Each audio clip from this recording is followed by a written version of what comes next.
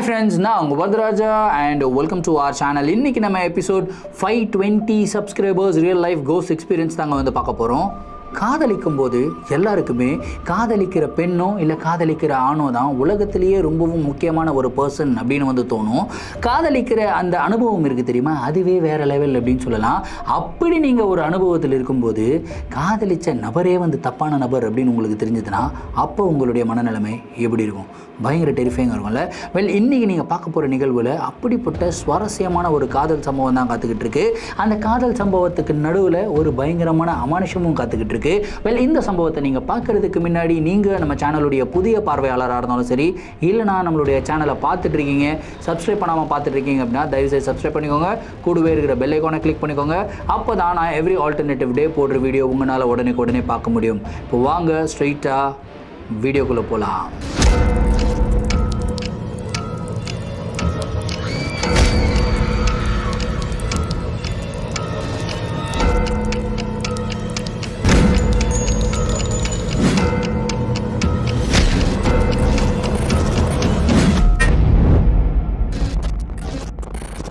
இந்த ஒரு நிகழ்வை நம்மளுக்கு சென்னையிலிருந்து கோவிந்தன் அப்படின்ற ஒரு சப்ஸ்கிரைபர் வந்து மெயில் பண்ணி விட்டுருக்காருங்க.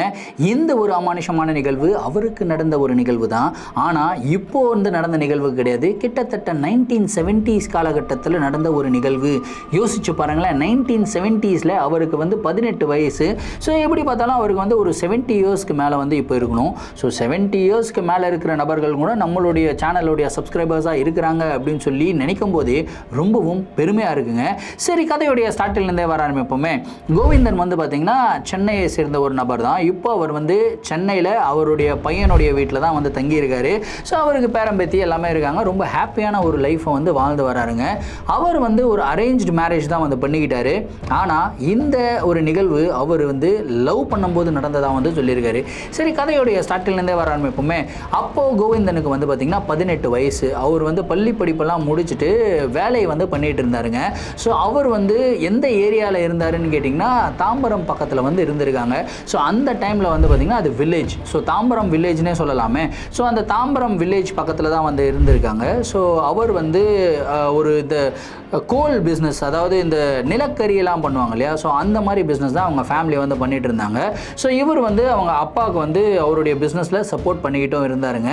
ஸோ கோவிந்தனுக்கு இதில் மட்டும் வந்து இன்ட்ரெஸ்ட் கிடையாது. அவருக்கு ரொம்பவும் பெரிய இன்ட்ரெஸ்ட் எது அப்படின்னு கேட்டிங்கன்னா சினிமா மேலே அவருக்கு பயங்கரமான ஒரு மோகம். ஸோ படம் பார்க்குறது அவருக்கு ரொம்ப பிடிக்கும். படம் பார்த்ததுக்கப்புறம் நிறைய பேர் வந்து ஒரு சில இமேஜினேஷனில் இருப்பாங்க.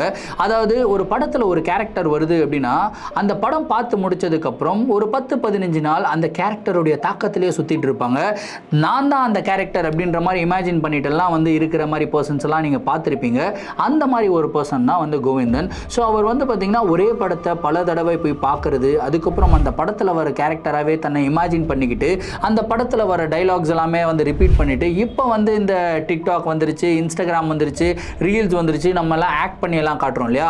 இந்த விஷயத்தை அவர் 1970s பண்ணியிருக்காருங்க. யோசிச்சு பாருங்கள், அவருக்கு எந்த அளவுக்கு இந்த சினிமா மேலே கிரேஸ் இருந்திருக்கணும் அப்படின்னு சொல்லி. ஸோ இந்த மாதிரி ஒரு பர்சன் தான். ஸோ ஒரு படத்துலையுமே வந்து பார்த்திங்கன்னா இந்த காதல் காட்சிகள் எல்லாம் வரும், கரெக்டுங்களா?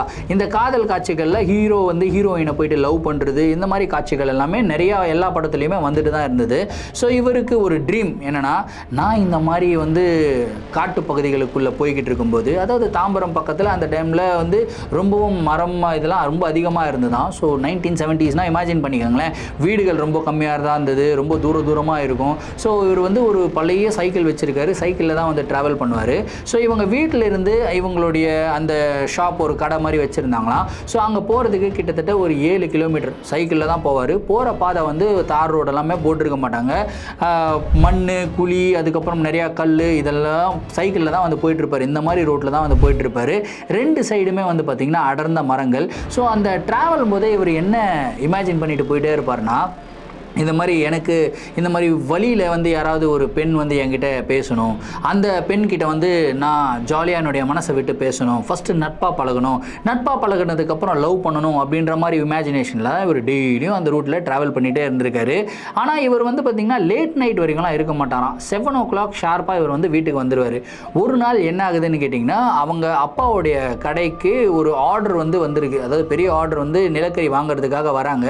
ஸோ இவர் வந்து அங்கே போகிறாரு. ரொம்ப டைம் ஆயிடுது. அவங்க வந்து ஆர்டரை எடுத்துகிட்டு போகிறதுக்கு ரொம்ப டைம் ஆயிடுது. கிட்டத்தட்ட ஒரு 9:30 மணிக்கு மேலே ஆகிடுதுங்க. 10 மணினா சுத்தமாக இருட்டிடும். ஸ்ட்ரீட் லைட்ஸ்லாம் எதுவும் கிடையாது அந்த காலகட்டத்தில். ஸோ அந்த வழியாக இவர் வந்து சைக்கிளில் வந்துக்கிட்டே இருக்கார். வந்துக்கிட்டே இருக்கும்போது திரும்பியும் வந்து பார்த்திங்கன்னா இவர் வந்து ஒரு படத்தை பற்றி யோசிச்சுக்கிட்டே வந்துட்டு இருந்திருக்காரு. அதாவது ஒரு எம்ஜிஆர் படத்தை பற்றி யோசிச்சுட்டே வந்துட்டு இருந்திருக்காரு. ஸோ எம்ஜிஆர் அவர்கள் வந்து பார்த்திங்கன்னா இந்த ஹீரோயினை வந்து இம்ப்ரெஸ் பண்ணுறதுக்காக ஒரு சில விஷயங்கள் எல்லாம் பண்ணியிருப்பார். ஒரு டைலாக்லாம் பேசியிருப்பார். அந்த டைலாக் எல்லாமே வந்து பார்த்திங்கன்னா ஒரு சைக்கிள் ஓட்டிக்கிட்டு அந்த டைலாக்லாம் நடித்து காட்டிக்கிட்டு ஒரு பாட்டு வந்துட்டு இருந்திருக்காரு. ஸோ இப்படி இவர் வந்துக்கிட்டே இருக்கும்போது காட்டுக்கு நடுவில், அதாவது அடர்ந்த மரங்களுக்கு நடுவில், காடுனே வச்சுப்போமே, அடர்ந்த மரங்கள் அப்படின்னு சொன்னால் ரொம்ப கஷ்டமாக இருக்குது. ஸோ அடர்ந்த மரங்கள் இருக்கிற இடம் காடு தானே. ஸோ அந்த டைமில் அது வந்து காடாக தான் இருந்தது. ஸோ காட்டுக்கு நடுவில் வந்து பார்த்திங்கன்னா ஒரு அழகான ஒரு பெண் வந்து நின்றுக்கிட்டு இருக்காங்க. அவங்க ட்ரெஸ்ஸு வந்து பார்த்திங்கன்னா பாவாடை தாவணி கட்டியிருக்காங்க. நல்ல மல்லிகைப்பூ பெருசாக வச்சுருக்காங்க. முடியை வந்து பார்த்திங்கன்னா கிட்டத்தட்ட இடுப்பு அளவுக்கு நல்ல நீட்டும் அடர்த்தியான முடி. ஸோ இவருக்கு வந்து பார்த்திங்கன்னா தன்னுடைய மனைவி எப்படியெல்லாம் இருக்கணும்னு ஆசைப்பட்டாரோ அந்த மாதிரி ஒரு பொண்ணு வந்து பார்த்திங்கன்னா இவர் கண்ணு முன்னாடி நின்றுக்கிட்டு இருக்காங்க. ஓரமாக நின்றுக்கிட்டு இருக்காங்க. இவர் அந்த பொண்ணை பார்த்த உடனே இவர் நேராக சைக்கிள் எடுத்துகிட்டு போய் அங்கே நிறுத்துறாரு. என்னம்மா இந்த இவ்வளோ லேட் ஆகிடுச்சு, 10 மணிக்கு மேலே ஆகுது, இங்கே என்ன பண்ணிக்கிட்டு இருக்கீங்க அப்படின்னு சொல்லி கேட்குறாரு. இல்லை என்னுடைய வீட்டுக்கு நான் போகணும், நான் இங்கே யாராவது வந்தாங்கன்னா அவங்க கூட போயிடலாம் அப்படின்னு சொல்லி தான் நின்றுக்கிட்டு இருக்கேன் அப்படின்னு சொல்லி அந்த பொண்ணு வந்து பேசுகிறாங்க. சரிம்மா உங்களுடைய பேர் என்ன அப்படின்னு சொல்லி கேட்குறாரு. என்னுடைய பேர் வந்து சுகந்தி அப்படின்னு வந்து சொல்கிறாங்க. அதுக்கப்புறம் இவர் வந்து பேச ஆரம்பிக்கிறாரு. இல்லைம்மா இவ்வளோ லேட் நைட்டில் தனியாக ஒரு பெண் நிற்கிறது வந்து சேஃப்டியாக தெரியலம்மா, நான் வேணால் உங்கள் வீடு வரைக்கும் உங்கள் துணைக்கு வரேன், அதுக்கப்புறம் நீங்கள் உங்கள் வீட்டுக்கு போங்க, அதுக்கப்புறம் நான் என் வீட்டுக்கு போகிறேன் அப்படின்னு வந்து சொல்கிறாரு. அதுக்கு அவங்க என்ன, எனக்கு ஓகே தான், ஆனால் தனியாக ஒரு பையன் கூட போனால் வீட்டில் என்ன பேசுவாங்கன்னு தெரியல, எனக்கு ரொம்ப பயமாக இருக்குது அப்படின்னு சொல்லி சுகந்தி சொல்கிறாங்க. இல்லை நான் கொஞ்சம் தூரமாகவே நடந்து வரேன், ஒரு நண்பனாக நினச்சிக்கங்க அப்படின்னு வந்து சொல்கிறாரு. சரிங்க வாங்க அப்படின்னு சொல்லிட்டு 2 பேரும் பேசிக்கிட்டே போகிறாங்க. அதுக்கப்புறம் இவர் கேட்குறாரு, உங்கள் வீட்டில் எத்தனை பேர்னா, அப்பா அம்மா நான் 3 பேர் மட்டும்தான். சரி இவ்வளோ லேட் நைட் என்ன பண்ணுறீங்க இங்கே அப்படின்னு சொல்லி கேட்குறாரு.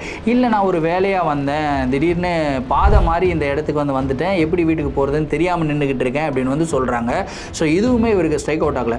அதுக்கப்புறம் வந்து ஏன்னா இவர் வந்து அந்த அழகில் மயங்கிட்டார் அப்படின்னு சொல்லலாம். அந்த பொண்ணு அவ்வளோ அழகாக இருக்கான். ஸோ அப்படியே பேசிக்கிட்டே கொஞ்சம் தூரம் நடந்து போயிருக்காங்க. கிட்டத்தட்ட ஒரு ஆள் நடமாட்டமே இல்லாத பகுதிகளுக்கு வந்து போகிறாங்க. அதுக்கப்புறம் தூரத்தில் வந்து பார்த்திங்கன்னா ஒரு சின்ன குடிசை வந்து தெரியுது. அந்த பொண்ணு வந்து சொல்கிறாங்க, இங்கே போதும், இங்கே நிறுத்திக்கங்க, நான் வந்து இங்கேருந்து நான் நடந்து போயிடுறேன், நீங்கள் எங்கள் வீடு வரைக்கும் வந்து விட்டிங்கன்னா அப்பாவுக்கு வந்து சந்தேகம் வரும், என்னால் வேணாம், நீங்கள் இப்படியே கிளம்பி போங்க, நான் இப்படி போய்க்கிறேன், வீடு தான் தெரிஞ்சிருச்சுல, அதுதான் என் வீடு அப்படின்னு வந்து சொல்கிறாங்க. சரிங்க அப்படின்னு சொல்லிட்டு நாளைக்கு பார்க்கலாமா அப்படின்னு சொல்லி கேட்குறாரு. என்ன நாளைக்கு பார்க்கலாமா, நான் இன்றைக்கி தான் இவ்வளோ லேட்டாக வந்தேன், நாளைக்கும் வருவேன், நான் நாளைக்கெல்லாம் வரமாட்டேன் அப்படின்னு சொல்லி சுகந்தி சொல்லியிருக்காங்க. இல்லைங்க உங்களை பார்த்த உடனே எனக்கு ரொம்ப பிடிச்சிருச்சு, உங்கள் கூட நட்பாக பழகணும்னு நான் ஆசைப்பட்றேன் அப்படின்னு வந்து இவர் சொல்கிறாரு. நட்பா, என்னங்க நட்பு இருக்குது, ஒரு வழிபோக்கனாக தான் நீங்கள் வந்தீங்க, அதனால் நட்பாலாம் பழக வேணாம், என்னோட நட்பாக பழகுனீங்கன்னா உங்களுக்கு ரொம்ப கஷ்டம் வரும், அதனால் வேணாம் அப்படின்னு வந்து சொல்கிறாங்க. என்னங்க நீங்கள் உங்கள் கூட நட்பாக பழகிறதுல என்னங்க கஷ்டம் வரப்போகுதுன்னு சொல்லி கோவிந்தன் பேசுகிறாரு. இல்லை நட்பாலாம் பழக வேணாம், நான் கிளம்பி போகிறேன் அப்படின்னு சொல்லிட்டு அவங்க வந்து கிளம்பி போயிடுறாங்க. அவங்க போகிற வரைக்கும் இவர் வந்து பார்த்திங்கன்னா அப்படியே பார்த்துக்கிட்டே இருக்காருங்க. நிலா வெளிச்சத்தில் அவங்க நடந்து போகும்போது கொஞ்சம் கொஞ்சமாக அந்த வெளிச்சம் வந்து கம்மியாகிட்டே இருக்கும்ல, கொஞ்சம் தூரமாக போயிட்டு இருக்கும்போது அப்படியே வெளிச்சத்துலேருந்து அந்த சுகந்தின்றவங்க அப்படியே இருட்டுக்குள்ளே நடந்து போகிறாங்க. அந்த குடிசை வரைக்கும் போகிறத வந்து இவர் பார்த்துக்கிட்டே இருக்காரு. பார்த்ததுக்கப்புறம் ஒரு பெருமூச்சை விட்டுட்டு, நம்மளும் எவ்வளோ முயற்சி பண்ணோம், ஆனால் வேலைக்காவது போல இருக்கே, சரி கிளம்புவோம் அப்படின்னு சொல்லிட்டு இவர் வந்து கிளம்பிடுறாருங்க. அடுத்த நாள் இவருடைய நண்பர்கிட்ட வந்து போயிட்டு இந்த விஷயத்தை வந்து ஷேர் பண்ணுறாருங்க. ஷேர் பண்ண உடனே நண்பர் இன்னும் கொஞ்சம் ஏற்றி விடுறாரு. என்னடா நீ சொல்கிற, நைட்டில் அவ்வளோ அழகான ஒரு பொண்ணை பார்த்தியா, அந்த மாதிரி ஒரு பொண்ணை பார்த்து நீ எப்படிடா ஃப்ரெண்ட் ஆகாமல் வந்த, எப்படியாவது ஃப்ரெண்டாக இருக்கலாம்ல பேசி கிசி அப்படின்னு சொல்லி அவர் சொல்கிறாரு. இல்லைடா நான் எவ்வளவோ முயற்சி பண்ணேன் ஃப்ரெண்ட் ஆகிறதுக்கு, ஆனால் அந்த பொண்ணு வந்து ஸ்ட்ரிக்டாக இல்லை என் கூட ஃப்ரெண்ட்ஷிப் பண்ணால் உங்களுக்கு ரொம்ப கஷ்டம் அப்படின்றதெல்லாம் சொல்லிடுச்சுடா, அதனால் ஃப்ரெண்டாக ஆக முடியாது அப்படின்னு வந்து சொல்கிறாரு. இல்லை நீ இன்றைக்கும் போ, இன்றைக்கும் வந்து அதே மாதிரி 9:30 அப்படி போ, அந்த பொண்ணு இருக்கான்னு சும்மா ட்ரை பண்ணிப்பார், அப்படி அந்த பொண்ணு நின்றுச்சு அப்படின்னா உனக்கு லக்கு, நீ ஃப்ரெண்ட் ஆகிடு அப்படின்னு வந்து சொல்கிறாரு. ஓகே அப்படின்னு சொல்லிட்டு நண்பன் சொன்ன மாதிரியே அன்னைக்கு நைட்டுமே வந்து பார்த்திங்கன்னா ஒரு 10 மணி அளவில் அந்த சைடு வராருங்க. கரெக்டாக அந்த இடத்துல அந்த பொண்ணு நின்றுட்டு இருந்தது இல்லையா, அதே இடத்துல அந்த பொண்ணு வந்து நின்றுட்டு இருக்கு. இன்னைக்கு நேராக சைக்கிள் எடுத்துன்னு போய் நிறுத்துறாரு. சுகந்தி என்ன இன்றைக்கும் வழி மாறி வந்துட்டீங்களா அப்படின்னு சொல்லி கேட்குறாரு. இல்லைங்க வழி மாதிரியெல்லாம் வரல, ஆனால் நீங்கள் இன்றைக்கி இந்த சைடு வருவீங்களோ அப்படின்னு சொல்லி எனக்கு தோணுச்சு, அதனால தான் நான் இங்கே வந்து நின்றுக்கிட்டு இருக்கேன் அப்படின்னு வந்து சொல்கிறாங்க. என்ன நீங்கள் இந்த சைடு நான் வருவேன்னு தோணுச்சுன்னா அப்போ எனக்காக நீங்கள் வெயிட் பண்ணீங்களா அப்படின்னு வந்து இவர் சொல்கிறாரு. ஆமாம், உங்களுக்காக தான் நான் வெயிட் பண்ணேன். நான் நைட்டு யோசிச்சு பார்த்தேன், நண்பர்களாக பழகிறதுல எந்த விதமான ஒரு தப்பும் இல்லை அப்படின்னு எனக்கு தோணுச்சு. ஸோ நம்ம 2 பேரும் நண்பர்களாக பழகலாம் அப்படின்னு சொல்லிட்டு அன்றைக்கி வந்து கிட்டத்தட்ட ஒரு அரை மணி நேரம் அதே இடத்துல நின்று பேசியிருக்காங்க. அதுக்கப்புறம் அவங்க என்ன பண்ணுறாங்க, சுகந்தி என்ன பண்ணுறாங்கன்னா கோவிந்தனுடைய சைக்கிளில் பின்னாடி கேரியர் இருக்குல்லையா, அந்த கேரியரில் ஏறி உட்காந்துக்கிறாங்க. இப்போ நீங்கள் போங்க, இன்றைக்கி நான் உங்கள் சைக்கிள்லேயே வரேன் அப்படின்னு சொல்லிட்டு இவங்க வந்து சைக்கிளில் போகிறாங்க. சைக்கிளில் போகும்போது இவங்க வந்து கோவிந்தனுடைய தோல் மேலே இப்படி கையை வைக்கிறாங்க. இங்கே கையை வச்ச உடனே இவருக்கு மனசுக்குள்ளே பட்டாம்பூச்சியெல்லாம் பறக்குது. ஆனால் அந்த டைமில் பட்டாம்பூச்சி பறக்குது, அதுக்கப்புறம் வெடிகுண்டு வெடிக்க போகுது அப்படின்றது அவருக்கு தெரியல. அப்படியே பட்டாம்பூச்சி பறந்துக்கிட்டே இவர் வந்து அப்படியே கனவு உலகத்தில் மிதந்துக்கிட்டு இவர் தான் எம்ஜிஆர், பின்னாடி உட்கார்ந்து இருக்கவன் தான் சரோஜா தேவி அப்படின்ற மாதிரி ஒரு நினைப்பு ஒரு சைக்கிளை விட்டு ஓட்டிக்கிட்டு இருக்காருங்க. படத்தில் வர டைலாகெல்லாம் கதை கதையாக சொல்லிக்கிட்டு இருக்காரு. அவங்களும் சிரிக்கிறாங்க. அவங்க சிரிக்கும் போது அப்படியே முத்து உதிர்ந்து கீழே விழுந்தா ஒரு சவுண்டு கேட்கும்ல, அந்த மாதிரி சவுண்டெல்லாம் இவர் காதில் கேட்குது. அதே டைமில் ஒரு வினோதமான ஒரு விஷயம் நடக்குது. இவங்க சைக்கிளில் போய்கிட்டே இருக்காங்க. பொதுவாக ராத்திரி நேரங்களில் வந்து பார்த்திங்கன்னா காக்கைகள்லாம் வந்து சுத்தாது கரெக்டாக. ஆனால் இவங்க சைக்கிளில் போய்கிட்டே இருக்கும்போது இவங்களுடைய தலைக்கு மேலே கரெக்டாக வந்து பார்த்திங்கன்னா காகங்கள் வந்து கூட்டம் கூட்டமாக சுற்றி இவங்க கூடவே பறந்து வந்துக்கிட்டு இருக்கிறத வந்து கோவிந்தன் நோட்டீஸ் பண்ணுறாரு. என்னது இது, நைட் டைமில் காக்கா இந்த மாதிரிலாம் சுத்தாதே, ஏன் நம்ம பின் மேலேயே வந்து சுற்றிக்கிட்டு இருக்கு அப்படின்னு சொல்லி சுகந்தி கிட்ட கேட்குறாரு. இல்லை என்னன்னு தெரியல, நீங்கள் போங்க அப்படின்னு சொல்லிட்டு அப்படியே கொஞ்சம் தூரம் பேசுகிறாங்க. பேசி அன்றைக்கும் வந்து போய் இறங்கிடுறாங்க. இறங்கினதுக்கப்புறம் சுகந்தி என்ன திறமை கேட்குறாங்க, நாளைக்கும் வருவீங்களா அப்படின்னு கேட்குறாங்க. ஏங்க நட்பாக இல்லாத போதே நான் வந்து வந்தேன், இப்போ நம்ம 2 பேரும் நண்பர்களாக மாறிட்டோம், நண்பர்களாக மாறினதுக்கப்புறம் நான் வராமல் இருப்பேனா, கண்டிப்பாக வருவேங்க அப்படின்னு வந்து சொல்கிறாரு. அப்பயும் சுகந்தி சொல்கிறாங்க, இதை பாருங்கள், என்னுடைய நட்பு வச்சுக்கிட்டீங்க அப்படின்னா உங்களுக்கு பிரச்சனைகள் வரதுக்குண்டான வாய்ப்புகள் இருக்குது, கொஞ்சம் யோசிச்சுக்குங்க அப்படின்னு வந்து சொல்கிறாங்க. இல்லை என்ன பிரச்சனை வரப்போகுது, ரிஸ்க் எடுக்கிறதுலாம் எனக்கு ரஸ்க் சாப்பிட்ற மாதிரி அப்படின்ற ஒரு டைலாக் மாதிரிலாம் விட்டுருக்காருங்க. விட்டுட்டு நான் நாளைக்கு வரேன் அப்படின்னு சொல்லிட்டு ஒரு சந்தோஷத்தோடைய உச்சகட்டம் அப்படியே வந்து போயிட்டே இருக்காரு. போயிட்டு அவர் நண்பர்கிட்ட அடுத்த நாள் வந்து ஷேர் பண்ணுறாரு, இந்த மாதிரிடா அந்த பொண்ணு வந்துச்சு, திரும்பி நான் பேசினேன், என் கூட நட்பாக பேசிச்சு, ரொம்ப நல்லா பேசிச்சுரா அப்படின்லாம் வந்து சொல்கிறாரு. எல்லா மேட்டரும் சொல்கிறாரே தவிர அந்த காகங்கள் வந்து சுத்தின மேட்டரை வந்து மறந்துடுறாரு. ஏன்னா இவர் தான் வந்து இந்த காதல் மயத்தில் இருக்கிறாரு. அதுக்கு உடனே நண்பர்கள் என்ன தெரியுமா சொல்கிறாங்க, டேய் இவ்வளோ நல்லா பேசுது, அந்த பொண்ணு உனக்காக வெயிட் பண்ணுது அப்படின்னா அந்த பொண்ணு உன்னை லவ் பண்ணுதுன்னு நினைக்கிறேன்டா, நீ இன்றைக்கி போய் அந்த பொண்ணுக்கிட்ட ப்ரப்போஸ் பண்ணிவிடு அப்படின்னு வந்து சொல்கிறாங்க. என்னடா நீ சொல்கிற, உண்மையிலேயாவா அப்படின்னு கேட்குறாரு. ஆமாம், போயிட்டு ப்ரப்போஸ் பண்ணிவிடு, லவ் யூ சொல்லிவிடு அப்படின்னு வந்து சொல்கிறாங்க. சரி, நம்ம அவருக்கு வந்து பெரிய எம்ஜிஆர் ஃபேனுங்க. ஸோ அவர் வந்து யோசிக்கிறாரு, நம்ம தலைவர் சொன்ன மாதிரி எப்படி நம்ம லவ்வை எக்ஸ்ப்ரெஸ் பண்ணலாம், இப்படி எக்ஸ்ப்ரெஸ் பண்ணலாமா, அப்படி எக்ஸ்ப்ரெஸ் பண்ணலாமா, மல்லிகைப்பூ வாங்கின்னு போய் கொடுக்கலாமா அப்படின்றதெல்லாம் இவர் யோசிக்கிறாருங்க. சரி, ஃபைனலாக சூப்பராக மல்லிகைப்பூ வாங்கின்னு போயிட்டு ஒரு ரோஸும் எடுத்துன்னு போய் கொடுத்துட்டு நம்ம வந்து லவ் பண்ணுறோன்னு சொல்லலாம் அப்படின்னு சொல்லிட்டு மல்லிகைப்பூ வாங்குறாரு. வாங்கிட்டு ஒரு பாவாடை தாவணியும் வாங்குறாருங்க. பாவாடை தாவணியும் வாங்குறாரு. வாங்கி நைட் வந்து பார்த்திங்கன்னா அதே மாதிரி 10 மணிக்கு இவர் வந்து கிளம்புறாரு. கடையிலேருந்து கிளம்பி கரெக்டாக அந்த இடத்துக்கு வரும்போது சுகந்தி இவருக்காக வெயிட் பண்ணி சிரிச்சுக்கிட்டே அந்த இடத்துல நின்றுக்கிட்டு இருக்காங்க. நேராக இவர் வந்து போகிறாரு. போன உடனே ஹாய் சுகந்தி அப்படின்னு வந்து சொல்கிறாரு. ஹாய் அப்படின்றாங்க. சரி, இன்றைக்கி என்ன பேசலாம் அப்படின்னு சொல்லி அதே டைமில் பேசிக்கிட்டே இருக்கும்போது, நீ என்னை கல்யாணம் பண்ணிக்கிறியா சுகந்தி, நான் உன்னை ரொம்ப விரும்புகிறேன் அப்படின்னு வந்துட்டு சொல்லிட்டு கையில் இருக்கிற பூ அதுக்கப்புறம் பாவாடை தாவணியெல்லாம் வந்து கொடுக்குறாரு. கொடுத்த உடனே சுகந்திக்கு வந்து ஒரு பயங்கரமான ஒரு சந்தோஷம். நீங்கள் திடீர்னு கல்யாணம் பண்ணிக்கலாமா, லவ் பண்ணுறேன்னுலாம் சொல்கிறீங்க, என்னோட லவ் எல்லாம் ரொம்ப டேஞ்சரான ஒரு விஷயம், இப்பயும் யோசிச்சுக்கோங்க அப்படின்னு வந்து சொல்கிறாங்க. ஸோ அதே டைமில் அன்னைக்கு இன்னொரு விஷயத்தை வந்து நோட்டீஸ் பண்ணுறாரு. இவர் லவ் பண்ணுறேன்னு சொல்லும்போது அவங்க டேஞ்சரஸான விஷயம் அப்படின்னு சொல்லும்போது ஒரு வௌவால் வந்து பார்த்திங்கன்னா நேராக இவரை நோக்கி பறந்து வருது. எப்படி பறந்து வருதுன்னா இவர் வந்து கடிக்கிற மாதிரி பறந்து வருதுங்க. இப்படியே அவர் வந்து தலையை குனிஞ்சிக்கிறாரு, திரும்பி பார்க்குறாரு, வௌவால் அப்படியே பறந்து போகுது. என்னது இது, நேற்று காக்கை வந்துச்சு, இன்றைக்கி வந்து வௌவால் வருது அப்படின்ற ஒரு சந்தேகம். இப்போயும் அவருக்கு டவுட் வரல. அதுக்கப்புறம் சுகந்தி கிட்ட, சரி எங்கள் அப்பா அம்மா கிட்ட வந்து உங்களை பற்றி பேசுகிறேன், உங்களுடைய வீடு தான் எனக்கு தெரியுமே, நாளைக்கு காலையில் உங்களுடைய வீட்டுக்கு வரேன், நான் உங்களை வந்து பார்க்குறதுக்காக வரேன், பெண் கேட்டு வரேன் அப்படின்னு வந்து சொல்கிறாரு. ஐயோ, காலையில் டைம்லலாம் வந்துடாதீங்க, எங்கள் அப்பா அம்மா யாரும் இருக்க மாட்டாங்க, நைட்டு வாங்க. என்னங்க நீங்கள் சொல்கிறீங்க, நைட்டு வர சொல்கிறீங்க? நைட்டு வந்து பெண் கேட்டு யாருமே வரமாட்டாங்களே, அதுலேயும் நைட் டைம் வந்து உங்களுக்கு ரொம்ப டிஸ்டர்பன்ஸாக இருக்கும், நாங்கள் காலையில் வரோம் அப்படின்னு வந்து இவர் எவ்வளோ சொல்கிறாரு. இல்லை நைட்டு வாங்க அப்படின்னு சொல்லிட்டு இவர் வந்து பார்த்திங்கன்னா அங்கேருந்து கிளம்புறாங்க. கிளம்பும்போது திரும்பியும் சைக்கிளில் ஏறி உட்காடுறாங்க. அப்படியே வந்து லவ்லியாக காதலாக வந்து பேசிக்கிட்டே வராங்க. இந்த தடவை இப்போ தான் வந்து லவ்வர்ஸ் ஆகிட்டாங்களே. லவ்வர்ஸ் ஆன உடனே சுகந்தி என்ன பண்ணுறாங்கன்னா பின்னாடி சைக்கிள் கேரியரில் உட்காந்துக்கிட்டு இவருடைய இடுப்பை வந்து கட்டி பிடிக்கிறாங்க. கட்டி பிடிச்ச உடனே இவருக்கு அப்படியே சொர்க்கலோகத்துக்கே போயிட்டாரு. அப்படியே வந்து ஒரு 2-3 லவ் சாங்கே வந்து பாடிட்டாருன்னா பார்த்துக்கோங்களேன். அப்படியே நம்ம எம்ஜிஆர் படத்தில் வர 2-3 பாடல்களை வந்து எடுத்து விட்றாரு. ஸோ அவங்களுமே வந்து 2-3 பாடல்களை பாடுறாங்க. ஒரு இடத்துல நிற்கிறாங்க. கரெக்டாக அவங்கள இறக்கி விடுவாங்க இல்லையா, அந்த இடத்துக்கு போய் நிற்கிறாரு. நின்ன உடனே சுகந்தி என்ன பண்ணுறாங்க அப்படின்னா இவருக்கு வந்து கன்னத்தில் ஒரு முத்தம் கொடுக்குறாங்க. கன்னத்தில் முத்தம் கொடுத்த உடனே கன்னத்தில் முத்தமிட்டால் அப்படின்னு பாட்டெல்லாம் வர பாட ஆரம்பிக்கிறார் இவர். ஓகே, ரொம்ப சந்தோஷமான ஒரு ஃபீலில் அப்படியே சுகந்தியை பார்க்குறாரு. அவங்கள வந்து விட்டு போகிறதுக்கு மனசே இல்லை. அவங்க ஒரே ஒரு விஷயத்தை மட்டும் திரும்பியும் சொல்கிறாங்க, இப்போ கூட டைம் இருக்குது, கொஞ்சம் யோசிச்சுக்கோ, இது ரொம்ப டேஞ்சரஸாக போகும், உனக்கு ஓகேவா அப்படின்னு சொல்லி கேட்குறாங்க. அப்பயும் கோவிந்தன் என்ன சொல்கிறாருன்னா, ரிஸ்க் எடுக்கிறதெல்லாம் எனக்கு ரஸ்க்கு சாப்பிட்ற மாதிரி, பிரச்சனையே இல்லை, நான் பார்த்துக்கிறேன் அப்படின்னு வந்து சொல்கிறாரு. சரி, உன் விருப்பம், அதுக்கப்புறம் ஆண்டவன் சித்தம் அப்படின்னு சொல்லிட்டு திரும்பியும் வந்து முத்தம் கொடுக்குறாங்க. இந்த வாட்டி கன்னத்தில் கொடுக்கல, உதட்டில் ஒரு முத்தத்தை கொடுக்குறாங்க.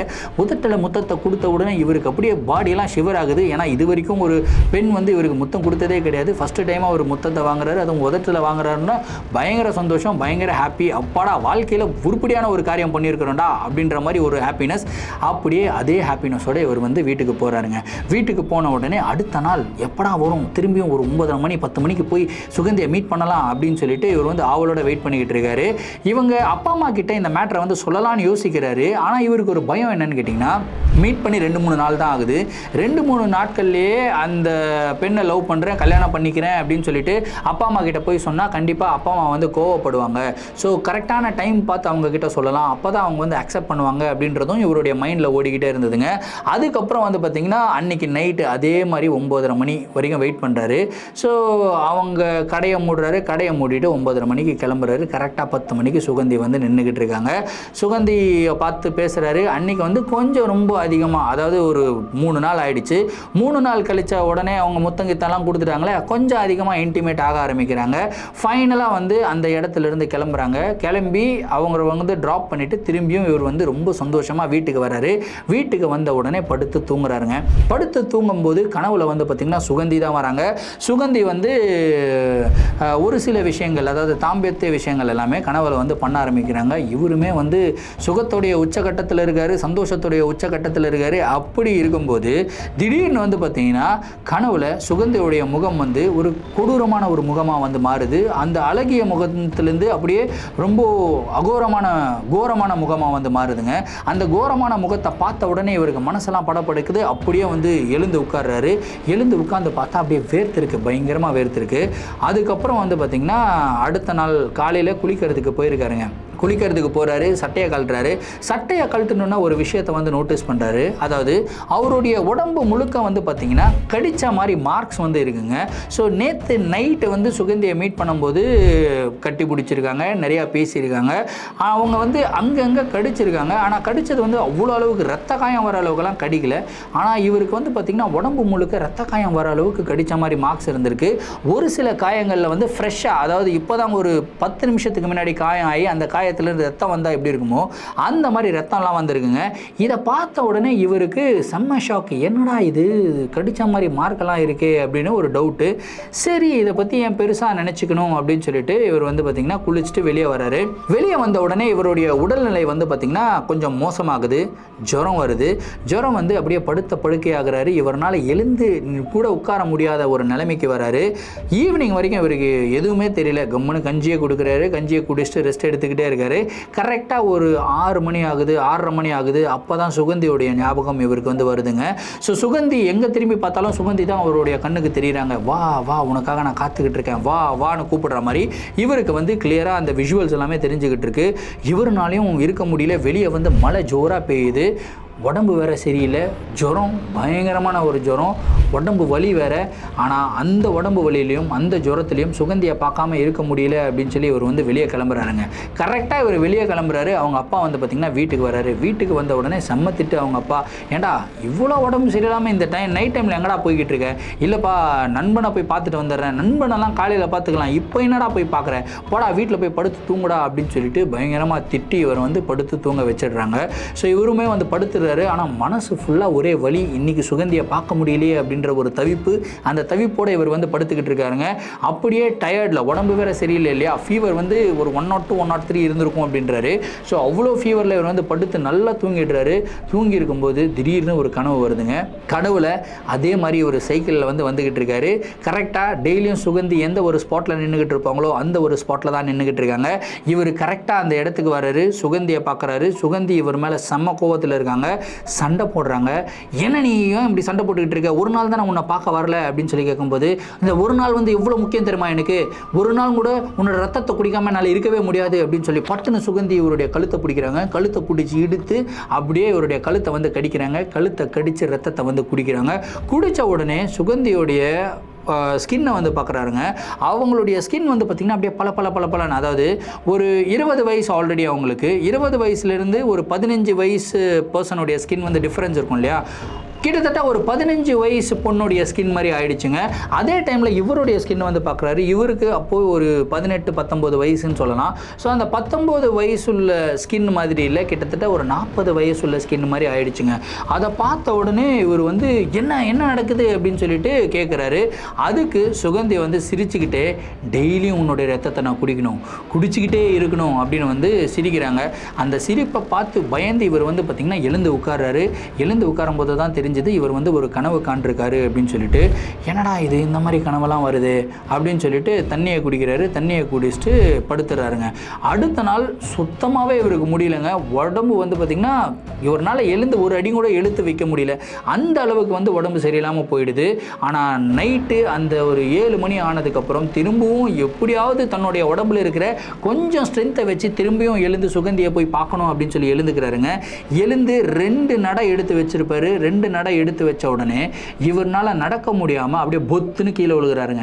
கீழே விழுந்த உடனே கோவிந்தனுடைய அம்மா வந்து பார்த்திங்கன்னா பதறி அடித்து ஓடி வராங்க. கோவிந்தனை தூக்கி அப்படியே வந்து பெட் மேலே படுக்க வைக்கிறாங்க. படுக்க வச்சு, ஏன் சாமி இந்த மாதிரி பண்ணுற, எங்கேயும் நடந்து போகாத சாமி, எங்கேயே இரு சாமி அப்படின்னு வந்து சொல்கிறாங்க. அதுக்கு அவர் அழுதுகிட்டே இருக்காரு. இல்லைம்மா நான் போய் ஆகணுமா, ரொம்ப முக்கியமாக, இது போகலைன்னா ரொம்ப பிரச்சனை ஆகிடும், நான் போய் தான் ஆகணும் அப்படின்னு வந்து சொல்கிறாருங்க. இல்லை சாமி நீ போகாத சாமி, அப்படியே படு அப்படின்னு சொல்லிட்டு பேசிக்கிட்டே இருக்காங்க. இவர்னால் டயர்டில் ஒன்றுமே முடியாமல் இவர் என்ன பண்ணுறாருன்னா தூங்கிடுறாருங்க. நல்லா தூங்கினதுக்கப்புறம் திரும்பவும் அதே மாதிரி ஒரு கனவு வருது. கனவுல வந்து இந்த தடவை சுகந்தி அவங்களுடைய தலைமுடியெல்லாம் விரித்து விட்டுட்டு பூவெல்லாம் அப்படியே வந்து பிச்சு போட்டு அவங்களுடைய சாரி எல்லாமே கிழிச்சிக்கிட்டு அந்த இடத்துல வந்து நின்றுக்கிட்டு இருக்காங்க. ஏன் சுகந்தி இப்படி நின்றுக்கிட்டு இருக்கீங்க அப்படின்னு சொல்லி இவர் போய் கேட்கும்போது, வா உனக்காக தான் காத்துக்கிட்டு இருந்தேன், எவ்வளோ நேரம் காத்துக்கிட்டு இருக்கிறது, வா அப்படின்னு சொல்லி திரும்பியும் இவரை வந்து பிடிக்கிறாங்க. பிடிச்சி அப்படியே கழுத்தை வந்து கடிக்கிறாங்க. கடித்து ரத்தத்தை வந்து குடிக்கிறாங்க. ஸோ இந்த ரத்தத்தை குடிக்க இவருக்கு வந்து பார்த்திங்கன்னா அப்படியே மயக்கம் கிருன்னு வர ஆரம்பிக்குது. அதே இடத்துல மயக்கம் போட்டு கீழே விழுகிறாரு. அதே டைமில் அவங்க என்ன சொல்கிறாங்க அப்படின்னா, இன்னும் 2 நாளில் உன்னுடைய உடம்புல இருக்கிற எல்லா ரத்தத்தையும் குடித்து உன்னை காலி பண்ணிவிட்டு நான் சந்தோஷமாக இருக்க போகிறேன் அப்படின்னு சொல்லி சிரிக்கிறாங்க. அந்த ஒரு சிரிப்பை பார்த்த உடனே இவர் வந்து பார்த்திங்கன்னா பயந்து எழுந்து உட்கார்றாருங்க. எழுந்து உட்கார்ந்த உடனே உடம்பெல்லாம் வேர்த்திருக்கு. இவர் வந்து பயங்கரமாக கத்துறாரு. அவங்களுடைய அலறல் சத்தத்தை கேட்டு அவங்க அம்மா அப்பா 2 பேரும் ஓடி வராங்க. என்ன சாமி ஆச்சு அப்படின்னு வந்து கேட்குறாங்க. ஒன்றும் முடியலம்மா, எனக்கு ஒரு மாதிரி தலைலாம் கிருன்னு சுற்றுற மாதிரி இருக்குமா அப்படின்னு சொல்லிக்கிட்டே இருக்கும்போது அவங்க அம்மா திடீர்னு கத்துறாங்க. ஏன் கத்துற அப்படின்னு சொல்லி அவங்க அப்பா கேட்குறாரு. அங்கே பாருங்க அவனுடைய கழுத்துலேருந்து ரத்தம் வருது பாருங்க அப்படின்னு வந்து சொல்கிறாங்க. அவங்க அப்பா குடுகுடுன்னு ஓடி போயிட்டு கோவிந்தனுடைய கழுத்தை பார்க்குறாரு. கழுத்தை பார்த்தா உண்மையிலேயே அவருடைய கழுத்தில் யாரோ கடிச்சு வச்ச மாதிரியும், அதுக்கப்புறம் அதுலேருந்து அந்த ஒரு கடிச்சு வச்ச இடத்துலேருந்து ரத்தம் விளையிறது வந்து பார்த்துருக்காங்க. இதை பார்த்த உடனே இவங்களுக்கு வந்து கிளியராக தெரிஞ்சிருச்சு இது வந்து ஏதோ ஒரு பிரச்சனைக்குரிய ஒரு விஷயம் அப்படின்னு சொல்லி தெரிஞ்சிருச்சு. அதுக்கப்புறம் கோவிந்தன் கிட்ட வந்து கேட்டிருக்காங்க, என்ன சாமி ஆச்சு, என்ன பிரச்சனை, எங்கே நீ போன, ஒரு 4-5 நாளாக நீ வந்து லேட்டாக வந்துக்கிட்டு இருக்க, 10 மணி அப்படியே தான் வர, 10:30 மணிக்கு வர, இவ்வளோ லேட்டாலாம் நீ வரவே மாட்டியே, கடை கூட அவ்வளோ நேரம் ஓப்பன் பண்ணியிருக்க மாட்டியே, ஏன் இவ்வளோ லேட்டாக வர, யாரையாவது மீட் பண்ணிட்டு வரியா அப்படின்னு சொல்லி கேட்கும்போது அப்போ தான் கோவிந்தன் வந்து ஓப்பன் அப் பண்ணுறாரு. இந்த மாதிரி நான் வந்துகிட்டு இருந்தேம்மா, சுகந்தி அப்படின்ற ஒரு அழகான பெண் வந்து நின்றுக்கிட்டு இருந்தாங்க.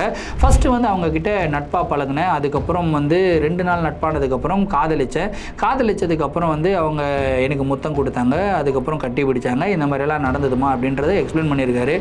அதுக்கு அவங்க அம்மா வந்து ஒரு தலையாக அடிச்சுக்கிட்டு அழுகுறாங்க. ஏன் சாமி இந்த மாதிரி பண்ணுற, உனக்கு கல்யாணம் பண்ணி வைக்க மாட்டோமா அப்படின்னு சொல்லிட்டு அழுதுகிட்டு, இது வந்து ஒரு பிரச்சனை, நீ வந்து ஏதோ ஒரு பயங்கரமான ஒரு பிசாசுக்கிட்ட மாட்டிக்கிட்ட, மோகினி பிசாசுன்னு நினைக்கிறேன், மோகினி பிசாசா ரத்த காட்டேரியானான்னு தெரியல, ஆனால் ஏதோ ஒரு பிசாசுக்கிட்ட மாட்டிக்கிட்ட, உன்னை எப்படி காப்பாற்றுறதுன்னு தெரியாமல் அவங்க வந்து தலையாக அடிச்சுக்கிறாங்க. அதே டைமில் கோவிந்தனும் மயக்கம் போட்டு கீழே விழுகிறாருங்க. உடனடியாக அவங்களுக்கு தெரிஞ்ச ஒரு சாமியார் ஒருத்தர் இருக்கார். அவர் வந்து பேய் ஓட்டும் சடங்குகள் எல்லாம் பண்ணுவார். அவரை வந்து கூட்டிகிட்டு வராங்க. கூட்டிகிட்டு வந்த உடனே அந்த இடத்துல வந்து ஒரு சில பூஜைகள் பண்ணுறாங்க. ஸோ கோவிந்தனுக்கு வந்து பார்த்திங்கன்னா காப்பு கட்டி விடுறாங்க. காப்பை கட்டி விட்டு என்ன சொல்கிறாங்க அப்படின்னா, கிட்டத்தட்ட ஒரு 20 நாட்களுக்கு இந்த காப்பையும் இவர் கையிலேருந்து கழட்டக்கூடாது, வீட்டு வாசலை விட்டு தாண்டக்கூடாது அப்படின்னு வந்து சொல்கிறாங்க. ஸோ 20 நாட்கள் வந்து பார்த்திங்கன்னா இவருடைய வீட்டுக்குள்ளேயே தான் இருந்திருக்காரு. வீட்டுக்குள்ளேயே இருந்ததுக்கப்புறம் படிப்படியாக வந்து பார்த்திங்கன்னா இவருடைய ஹெல்த் கொஞ்சம் கொஞ்சமாக பெட்டர் ஆகிட்டு இருந்திருக்கு. ஸோ அந்த ஆரம்ப காலத்தில், அதாவது 20 நாட்கள் வெளியே போகக்கூடாதுன்னு சொன்னாங்க இல்லையா, ஃபஸ்ட்டு ஒரு 2-3 நாட்களுக்கு வந்து பார்த்திங்கன்னா இவருக்கு பயங்கரமான கனவுகள் வந்திருக்கு. கனவுல வந்து அந்த சுகந்தி அப்படின்ற அந்த ஆன்மா வந்து பயங்கர அட்ராசியஸ் பண்ணியிருக்கு, ரொம்ப கொடுமைப்படுத்தியிருக்கு, இவருடைய கழுத்தை பிடிச்சி திருகி இருக்குது, இந்த மாதிரி எல்லா வேலைகளும் பண்ணியிருக்கு. ஆனால் ஒரே ஒரு விஷயம் மட்டும் இவரை காப்பாற்றிச்சுங்க. இவர் கையில் கட்டியிருக்க தாயத்தை வந்து இவர் காப்பாற்றிச்சு அப்படின்னு சொல்லி இவர் நம்பிட்டு இருக்காரு. ஸோ அது அவருடைய நம்பிக்கை. ஸோ கடவுளை நினச்சி இவர் வந்து வேண்டுறாருங்க. வேண்டிட்டு டெய்லியும் பூஜைகள் பண்ணுறாரு, 2 வேளை குளிக்கிறாரு. படிப்படியாக அந்த கனவுடைய தாக்கமும் வந்து குறைய ஆரம்பிக்குது. படிப்படியாக கனவுடைய டியூரேஷனும் வந்து குறைய ஆரம்பிக்குது. ஃபைனல் டே, அதாவது அந்த 20 நாள் வெளியே போகக்கூடாதுன்னு சொன்னாங்களா, 20வது நாள் திரும்பியும் இவருக்கு ஒரு கனவு வருது. கனவில் இவர் வந்து பார்த்திங்கன்னா அதே வழியில் வந்து ட்ராவல் பண்ணிகிட்ருக்காரு.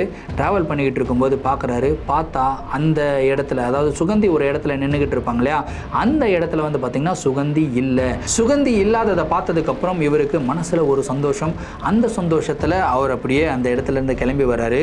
அப்போது பின்னாடி இருந்து ஒரு வாய்ஸ், என்ன நீ கட்டு போட்டுட்டல, மரத்தோட சேர்த்து என்ன நீ கட்டு போட்டுட்டல, எத்தனை வருஷம் ஆனாலும் இந்த இடத்துல உனக்காக நான் காத்துக்கிட்டு இருப்பேன், இந்த இடத்த விட்டு நான் போகவே மாட்டேன் அப்படின்னு சொல்லிட்டு சிரிக்கிற ஒரு வாய்ஸ் வந்து கனவுல கேட்டிருக்கேங்க. அதுக்கப்புறம் இவர் ஏன் அந்த சைடு போக போகிறாரு? இந்த நிகழ்வு நடந்து 1970, இப்போது 2024, எத்தனை வருஷம் ஆயிடுச்சுன்றதை யோசிச்சு பாருங்கள். இவ்வளோ வருஷங்கள் ஆன பிறகும் இவர் அந்த இடம் எக்ஸாக்டாக அந்த மரத்துக்கு பக்கத்தில் போனதே இல்லை அப்படின்னு வந்து சொல்லியிருக்காரு. அதுக்கப்புறம் இவருக்கு வந்து ஒரு அரேஞ்ச் மேரேஜ் பண்ணுறாங்க. சீக்கிரமே பண்ணுறாங்க. அந்த சாமியார் வந்து சொல்லியிருக்காரு, இந்த மாதிரி ஒரு பிசாசுகிட்ட இருந்து வந்திருக்காரு, ரொம்ப கஷ்டப்பட்டு வந்திருக்காரு. ஸோ இவருக்கு வந்து கூடிய சீக்கிரம் கல்யாணம் பண்ணணும் அப்படின்னதுக்கப்புறம் அடுத்த 6 மாதங்கள்லேயே இவருக்கு வந்து கல்யாணம் பண்ணுறாருங்க. கல்யாணம் பண்ண உடனே தான் இவருக்கு தோஷம் கழிஞ்சுது அப்படின்னு சொல்கிறாங்க. அதுக்கப்புறம் இவருக்கு வந்து பிள்ளைகள் எல்லாம் பிறகுறாங்க. ரொம்ப ஹாப்பியான ஒரு வாழ்க்கையை வாழ்ந்து வந்ததாகவும் சொல்லியிருக்காரு. ஆனால் இந்த ஒரு நிகழ்வு இவருடைய வாழ்க்கையை புரட்டி போட்டிருக்கலாம், இவருடைய உயிருக்கே ஒரு மிகப்பெரிய ஆபத்தாக வந்திருக்கலாம் அப்படின்றத வந்து தெளிவாக வந்து சொல்லியிருக்காரு. ஸோ அவர் கேட்டுக்கிட்ட ஒரு விஷயம் என்னென்னா, நிறைய இளைஞர்கள் வந்து நைட் டைமில் வெளியெல்லாம் போகிறாங்க இல்லையா.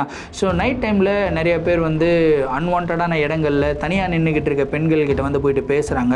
ஸோ அந்த மாதிரி பேச்சுவார்த்தை எதுவும் வச்சுக்காதீங்க. என்னுடைய எக்ஸ்பீரியன்ஸே ஒரு மிகப்பெரிய ஒரு எஜுகேஷன் எக்ஸ்பீரியன்ஸாக இருக்கட்டும், யாரும் இந்த மாதிரி தனியாக இருக்க பெண்கள்கிட்ட போயிட்டு பேசாதீங்க அப்படின்னு சொல்லிட்டு ரிக்வஸ்ட்டாக அவர் சொல்லியிருக்காரு.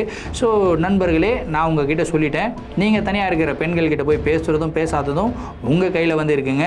சரி, இந்த ஒரு நிகழ்வு பயங்கரமான ஒரு சினிமேட்டிக் எக்ஸ்பீரியன்ஸாக இருந்திருக்கும் அப்படின்றதுல எந்த விதமான ஒரு சந்தேகமும் இல்லை. இந்த ஒரு நிகழ்வை பற்றின உங்களுடைய கருத்துக்கள் என்ன அப்படின்றத கமெண்ட் பாக்ஸில் சொல்லுங்கள். 3000 லைக்ஸ் அண்ட் 300 கமெண்ட்ஸ் நீங்கள் போடுவீங்க அப்படின்றத நம்புகிறேன். அதில் பெஸ்ட்டான கமெண்ட், ரொம்ப இனோவேட்டிவான கமெண்ட் எதுவாக இருக்கோ அந்த கமெண்ட்டை நான் கண்டிப்பாக பின் பண்ணி வைக்கிறேன் அப்படின்றது என்னுடைய ஒரு வாக்குறுதியாக இருக்குது. இதே மாதிரி உங்களுடைய வாழ்க்கையில் ஏதாவது அமானுஷமான நிகழ்வு நடந்திருந்து அந்த நிகழ்வுகளை என்கிட்ட ஷேர் பண்ணணும்னு நினச்சிங்கன்னா என்னோட இன்ஸ்டாகிராமில் ஃபாலோ பண்ணிவிட்டு இன்ஸ்டாகிராமில் டிஎம் பண்ணுங்கள், இல்லைனா என்னுடைய மெயில் ஐடிக்கு மெயிலாக சென்ட் பண்ணி விடுங்க. கண்டிப்பாக உங்களுடைய நிகழ்வுகளும் நம்மளுடைய சேனலில் வீடியோஸாக போடப்படும். மீண்டும் அடுத்த வீடியோவில் சந்திக்கும் வரை நான் உங்கள் Varadaraja, signing off. Thank you and bye.